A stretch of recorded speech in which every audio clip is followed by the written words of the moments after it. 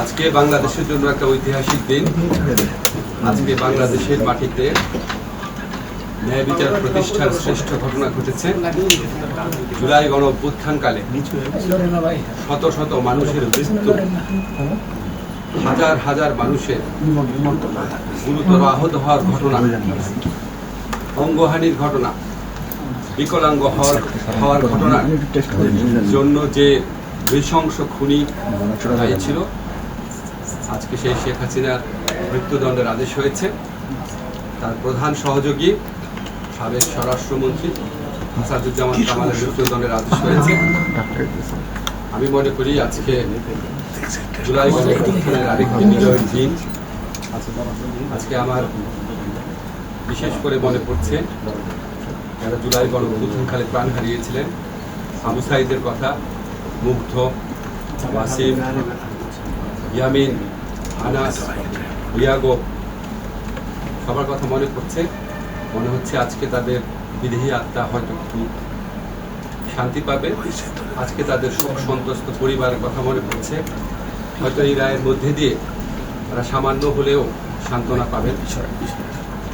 ব্যক্তিগতভাবে আমি এই রায়ে সন্তুষ্ট, কিন্তু আমি বিস্মিত না। শেখ হাসিনা এবং তার সহযোগীদের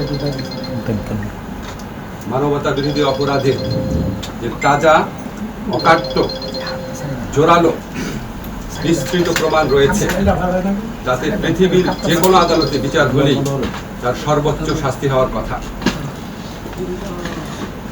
আমি আজকে আরেকটা কথা বলতে চাই, সেটা হচ্ছে আমরা শেখ হাসিনার দেশে প্রত্যার্পণের জন্য, এক্সট্রাডিশনের জন্য ভারতের কাছে আবার চিঠি লিখব।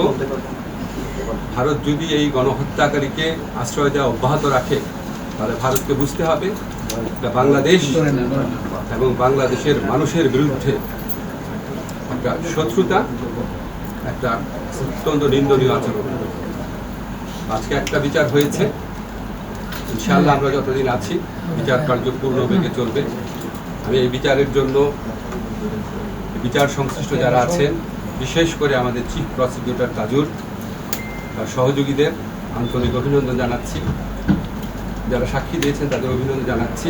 আমরা যতদিন আছি বিচার কার্য পূর্ণ উদ্যমে চলবে এবং আমরা আশা করি আগামীতে যে সরকার নির্বাচিত হবে, এই বিচারের গুরু দায়িত্ব থেকে কোনো অবস্থাতেই যেন তারা পিছপা না হয়।